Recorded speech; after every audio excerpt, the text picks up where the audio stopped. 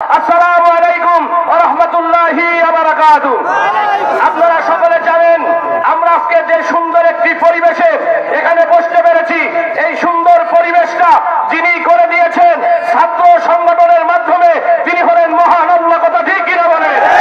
আমরা লক্ষ্য করেছি বিগত 17 বছর আমরা আমাদের বাক স্বাধীনতা, আমরা আমাদের ন্যায্য অধিকার মাঠে ময়দানে এমনকি মসজিদে পর্যন্ত প্রকাশ করতে পারি না। এই কথা ঠিক কিনা বলেন? আমি আপনাদের মাধ্যমে উদাত্ত আহ্বান জানাই, ওই 17 বছরের গভর্নমেন্টের নিয়ম কানুন চালু করার জন্য আজকে যে বা যারা যেই সংগঠন ওই নীতি অবলম্বন করবে, 17 বছর পর তাদের যে অবস্থা হয়েছে 18 বছর পরে হলেও তাদের একই অবস্থা হবে। বাংলাদেশ জামাত ইসলামী সেটাকে সামনে এনে মানবতার কল্যাণে দেশ পরিচালনায় যোগ্য হিসাবে গড়ে তুলে আল্লাহ সন্তুষ্ট অর্জন করতে চাই। কথা ঠিক কিনা বলে? অতএব সেটাকে সামনে নিয়ে আমি আপনাদের কাছে ছোট্ট একটি গল্প বলে আমি আমার কথা শেষ করতে চাই। বাবা মারা যাবার পর সমস্ত সম্পদগুলি খোয়া গেছিল, 3টা সম্পদ রেখে গেছিল। কয়টা সম্পদ? 3টা। তার ভিতরে একটা হলো খেজুর গাছ, একটা হলো গাভী গরু, আর একটা হলো কম্বল। শীতকাল সময় চলে এসেছে, বড় ভাই একটু চালাক, ছোট ভাই একটু সহজ সরল। সম্পদ 3টা ভাগ করছে বড় ভাই। ছোট ভাইকে বলছে শীতের এই সময় লেপটা তুমি নিবা দিনে মানে, আর আমি নেবো রাত্রি। সিদ্ধান্ত নিয়ে ছোট ভাই বললো ঠিক আছে ভাই, আপনি বড় যা করবেন আমি তা মেনে নিতে রাজি। সিদ্ধান্ত হলো দ্বিতীয়বার এবার গাভী গরুটা ভাগ হবে। বলছে তুমি নেবা সামনের অংশ, আমি নেবো পেছনের অংশ। ভাই বললেন ঠিক আছে, তোমার কথাটা তো ঠিক, তাহলে এবার খেজুর গাছটা ভাগ। হয়তো তোমার আগে দিয়েছি আগা আর আমি নিয়েছি গোড়া, এবার তুমি নেবা গোড়া, আমি নেবো আগা। শীতকালের রস উনি মনের আনন্দের সাথে ভক্ষণ করছেন, প্রচন্ড শীতে রাতের আরামটাও ভক্ষণ করছেন।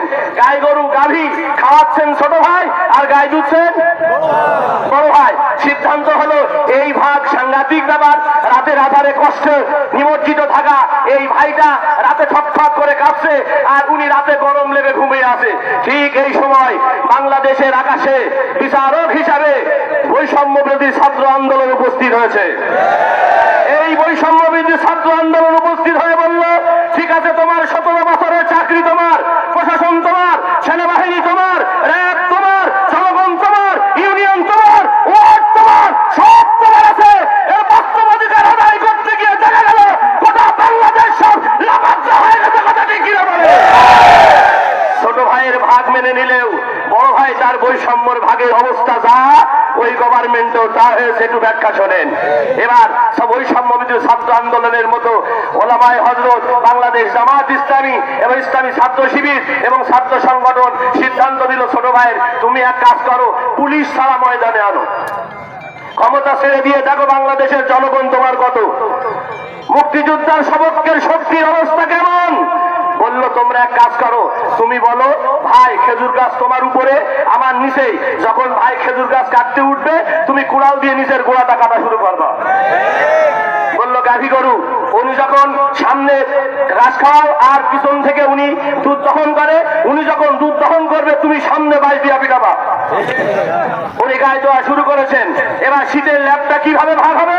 বাংলাদেশ জামাত ইসলাম কোরআন দ্বারা নির্মিত সমাজের রূপরেখা দিয়েছিল, কিন্তু ওনারা তা মানে না, এখন বাস্তবতা মানতে বাধ্য হচ্ছে। কথা ঠিক কিনা বলে?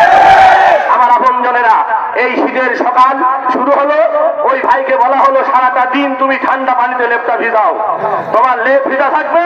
রাতের আরাম যখন উনি ফরমালেন, কষ্ট যে কত বড়, মাঠে ময়দানে ঘাটে পথে আমাদের ভাইদেরকে রাজপথে গুলি করে মারা হয়েছে। কথা ঠিক কিনা বলে?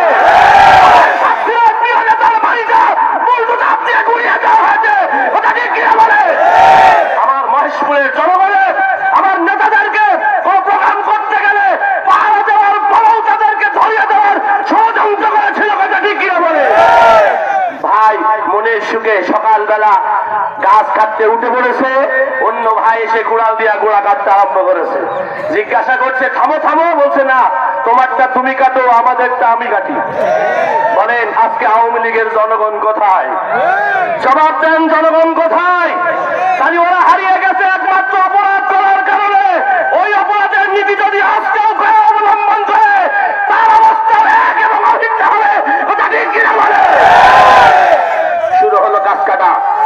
রাস্তার শেষ প্রান্তে ভাই বললেন একটু থামো, আমরা অবস্থান করি। ওরা অবস্থান করলো, পরে ভাগ করার জন্য সিদ্ধান্ত নিল। এবার দুপুরের দিকে গাভী গরু দহন করার জন্য বালতি নিয়ে চলে গেছেন, হিয়া বড় একটা বাঁশ নিয়ে পাতাম দেওয়া শুরু করেছে। অবস্থা কি হবে? আরে ভাই বলেন না, অবস্থা কি হবে? আরেকবার বলেন কি হবে? বাংলাদেশ জামাত ইসলাম বিল বাউর হাট বাজার খাল বিল দখলদারিত্ব চলবে না স্লোগান দিয়েছে, নেতাদের মাথা খারাপ। তাই আমার জনগণ ধরে রাখবো কি করে? জেনে রাখেন, আপনার জনগণ বিল বাউর হাওর বাউর নিয়ে ব্যস্ত হলেও বাংলাদেশ জামাত ইসলামী শতভাগ আল্লাহর উপরে আস্থা বিশ্বাসে কাজ করতেছে। কথা ঠিক কিনা বলে?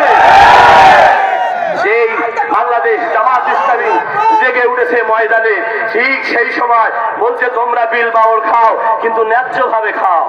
যখন বাইশ দিয়ে গাই গরু পিটান আরম্ভ করেছে, কোথায় বালতি কোথায় দুধ সব হারিয়ে গেছে। ভাগ শুরু হলো। শীতের রাত, কনকন করে শীত পড়ছে, ছোট ভাই গড়ার করছে, দুইটা ভাগ কেড়ে নিয়েছিস, লেপটা এবার ফিরিয়ে নিয়ে আয়। ভাই কষ্ট করে শীতের লেপ যখন হাতে দিয়েছে, সিদ্ধান্ত নিলে আরে কি সাংঘাতিক ব্যাপার, এত বড় ক্ষমতা, আর এই লেপটা আজকে ভিজে কেন? উনি জবাব দিলেন, স্বৈরাচারী জালিমদের ক্ষমতা চিরস্থায়ী হয় না। অন্যায় করে জুলুম করে দেশ জাতির কল্যাণের নাম করে দেশের অর্থ বাজার করে জনগণকে সুখ দেওয়া সম্ভব নয়। বিশাল জনগোষ্ঠীকে উদাত্ত আহ্বান জানাই, ন্যায়ের পথে, ইনসাফের পথে, সত্যের পথে আসুন আমরা জেগে উঠি। এ দেশ হলো আল্লাহর, আকাশ আল্লাহর, জমিন আল্লাহর। কোরআন দিয়ে এই জমিনটা শাসন হবে, এই স্লোগান দেখেই আমি শেষ করতে চাই। আমরা সবাই পাবি, নিজের পাপের বাটখারা দিয়ে অন্যের পাপ পাবি। অতএব অপরাধ করবেন না, অপরাধ চিরস্থায়ী নয়। এই শিক্ষা নিয়ে আসুন আমরা কাঁধে কাঁধ মিলিয়ে দেশ বিনির্মাণের কাজ করি। আল্লাহ আমাদের তৌফিক দান করুক। সকলে বলি আমিন।